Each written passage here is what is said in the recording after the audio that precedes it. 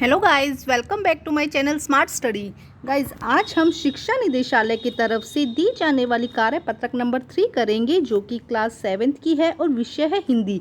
ये वर्कशीट 13 अप्रैल 2021 की है। तो आइए शुरू करते हैं आज की वर्कशीट शुरू करने से पहले प्लीज़ मेरे चैनल को सब्सक्राइब कर दीजिए। तो आइए देखते हैं आज की वर्कशीट। ये वर्कशीट जो लास्ट ईयर वर्कशीट आई थी उसके जैसी ही है, एकदम सेम ही है वर्कशीट। तो आइए करते हैं वर्कशीट हम पंछी उन्मुक्त गगन के।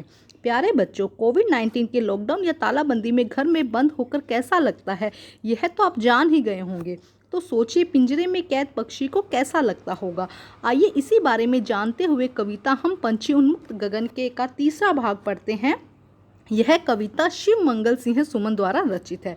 तो जब पक्षी को पिंजरे में कैद किया जाता है तो उसे कैसा महसूस होता है, ये हम अब अच्छी तरह समझ चुके हैं। तो उसी से रिलेटेड हमारी कविता है, आइए इसको हम समझते हैं।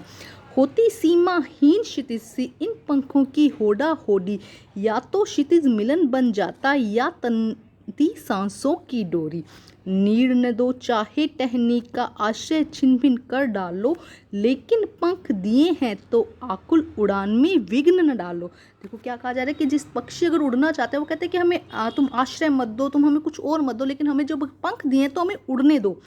तो जैसे कि नीड़, यहाँ कुछ नए शब्द दिए गए हैं। नीड़ का अर्थ होता है घोंसला, आश्रय का अर्थ होता है घर, होड़ा होड़ी मतलब प्रतियोगिता, और विघ्न मतलब कि बाधा। ठीक है, ये शब्दार्थ आपको अपनी नोटबुक में लिखने हैं। अब हम इसका भावार्थ समझते हैं कि क्या कहा जा रहा है। कवि कहते हैं सीमाहीन आसमान में उड़ते हुए पक्षियों के पंखों में एक होड़ सी लग जाती है। कि सीमाहीन आसमान में जब पक्षी उड़ते हैं ना तो उनके पंखों में एक होड़ सी लग जाती है। होती सीमाहीन क्षितिज, क्षितिज मतलब कि आसमान में इन पंखों से जब पक्षी उड़ते हैं तो उनकी होड़ लग जाती है। वे आसमान की उस सीमा को छू लेना चाहते हैं जिसका कोई अंत नहीं है। जब वो उड़ते हैं तो वो उनमें अपने आप एक कॉम्पिटिशन हो जाता है, प्रतियोगिता मतलब कॉम्पिटिशन हो जाता है, जिससे क्या करते हैं वो कि कौन सबसे आगे ऊंची उड़ान भर लेगा। तो वो आसमान की सीमा को छू लेना चाहते हैं जिसका कोई अंत नहीं है। वे आसमान को छूने की इच्छा रखते हैं, चाहे फिर इसके लिए उन्हें अपने प्राण ही क्यों न देने पड़े। क्षितिज मिलन बन जाता है, मतलब उनको क्षितिज से मिलना है, आसमान से मिलना है, या तंती सांसों की डोरी, चाहे उनकी सांस है जो उन्हें सांसों को छोड़ना ही क्यों ना पड़े, अपने प्राण देने ही क्यों ना पड़े। पक्षी कहते हैं चाहे उन्हें घोंसला बनाने के लिए पेड़ की डाली ना दो, नीड़ न दो चाहे टहनी का, मतलब नीड़ मतलब घोंसला बनाने के लिए टहनी मत दो, पेड़ की डाली मत दो, आश्रय छिन भिन कर डालो, चाहे रहने का कोई स्थान तोड़ डालो, उनको जहाँ वो रह रहे हैं उनका घोंसला है, जहाँ पे भी रह रहे हो उस स्थान को तुम तोड़ डालो। परंतु भगवान ने हमें उड़ने के लिए पंख दिए हैं, लेकिन जो भगवान ने उन्हें उड़ने के लिए पंख दिए हैं तो हमारी उड़ान में किसी तरह की बाधा ना डालो, हमें किसी तरह से बाधा मत डालो, हमें उड़ने दो। ये पक्षी कह रहे हैं। ठीक है, कवि पक्षियों की व्यथा को यहाँ बता रहे हैं। तो अब हम करते हैं इसके क्वेश्चन आंसर। देखो क्या कहा गया है, आइए प्रश्न करते हैं। पक्षी उन्मुक्त रहकर अपनी कौन सी इच्छा को पूरी करना चाहता है, कौन सी इच्छा को पूरी करना चाहता है? वो आसमान में उड़ना चाहता है, आकाश की सीमा को पार करना चाहता है। तो आइए करते हैं इसका आंसर। तो देखिए क्या होगा आंसर। पक्षी उन्मुक्त मतलब फ्री रहकर सीमाहीन आकाश में उड़ना चाहते हैं, और यह भी चाहते हैं कि कोई उनकी उड़ान में बाधा ना डाले, कोई उनको परेशान ना करे, उनकी उड़ान में बाधा ना डाले, और सीमाहीन आकाश में उड़ना चाहते हैं। अब हम करते हैं प्रश्न नंबर 2। प्रश्न नंबर 2 देखते हैं क्या कहा गया है। पक्षियों को पालना उचित है अथवा नहीं, अपने विचार में लिखिए।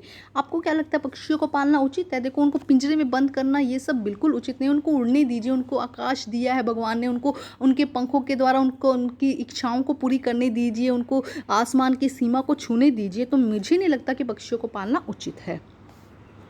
तो देखो क्या हो जाएगा इसका आंसर। पक्षियों को पालना उचित नहीं है क्योंकि पक्षी खुले आसमान में उड़ना चाहते हैं। हमें उन्हें पिंजरे में कैद करके उनकी आज़ादी नहीं छीननी चाहिए। हमें क्या करना नहीं चाहिए, उनको पिंजरे में बंद करके उनकी आज़ादी को नहीं छीनना चाहिए। तो मुझे ये लगता है, आपको भी यही लगना चाहिए कि पक्षियों को खुले आसमान में उड़ने देना चाहिए, उन्हें कभी भी कैद करके नहीं रखना चाहिए। अब हम करते हैं प्रश्न नंबर 3।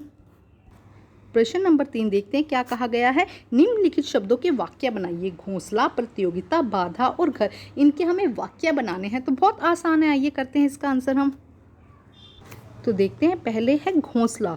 घोंसला, पक्षी पेड़ों की टहनी में अपना घोंसला बनाते हैं, या पक्षी घोंसला बनाते हैं, ये भी लिख सकते हैं आप, यहाँ पे छोड़ दीजिए, लिख दीजिए पक्षी घोंसला बनाते हैं, पक्षी पेड़ों की टहनियों पर अपना घोंसला बनाते हैं। प्रतियोगिता, बच्चे स्कूल में प्रतियोगिता में भाग लेते हैं। बांधा, हमें पक्षियों की उड़ान में बांधा नहीं बनना चाहिए। घर, सभी प्राणियों के लिए घर बहुत महत्वपूर्ण है। हम घर में रहते हैं, हमारा घर बहुत सुंदर है। किसी भी तरह का वाक्य बनाइए, बस उसके अंदर घर यूज़ होना चाहिए। हमें किसी के काम में बाधा नहीं डालनी चाहिए, हमें पक्षियों की उड़ान में बाधा नहीं डालनी चाहिए ना। तो आप कोई भी वाक्य यहाँ पर बना सकते हैं। अब हम करते हैं प्रश्न नंबर 4। प्रश्न नंबर 4 देखते हैं क्या है।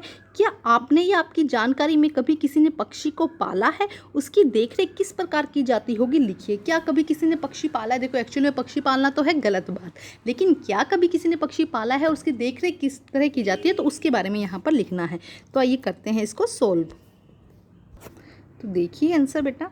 हाँ, मेरी जानकारी में एक दोस्त ने कबूतर को पाला था, लेकिन वह उसे सुबह दाना डालने के बाद, दाना और पानी दोनों देते ना, दाना और पानी देने के बाद पिंजरा खोल देता था, जिससे कि क्या, कबूतर थोड़ा इधर उधर घूम ले, उड़ ले, और शाम होने पर कबूतर स्वयं उसके पिंजरे में आ जाता था। देखो, क्योंकि कबूतर जो है वो अपने मालिक से या जो उसे पाल रहा है उससे प्यार करता था। क्यों? क्योंकि वो उसकी देख रेख करता था, तो उसे बंद करके नहीं रखा। उसने क्या किया, सुबह खोल भी देता था, जिससे कि वो थोड़ा बहुत उड़ ले, और शाम को वो वापस उसके पिंजरे में आ जाता था, क्योंकि वहाँ पे दाना पानी उसे इजीली मिल जाता था। तो आज की वर्कशीट कंप्लीट होती है। वर्कशीट कंप्लीट करके अपने टीचर से चेक करवाइए, और प्लीज़ मेरे चैनल को लाइक कीजिए, सब्सक्राइब कीजिए और शेयर कीजिए। Thank you.